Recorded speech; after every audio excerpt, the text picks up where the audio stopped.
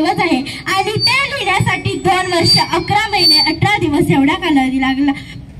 संविधान म्हणजे न्याय, समता, बंधुता, स्वातंत्र्यता याची शिकवण संविधान देते. अनेक जाती, धर्म, पंथांना एका मायेत ओढण्याचे काम संविधान करते. क्रांतीसूर्य ज्योतिबा फुले आणि क्रांतीज्योती सावित्रीबाई फुले यांनी स्त्री शिक्षणाच्या इमारतीचा पाया रचला, पण त्याला कळस लावण्याचे काम डॉक्टर बाबासाहेब आंबेडकरांनी संविधानाच्या माध्यमातून केले. संविधानाचे सर्वात जास्त उपकार कोणावर असतील तर ते स्त्रियांवर. स्त्री पूर्वी काही घराबाहेर पडू शकत होती. स्त्रीला फक्त चूल आणि मूल एवढंच माहित होतं,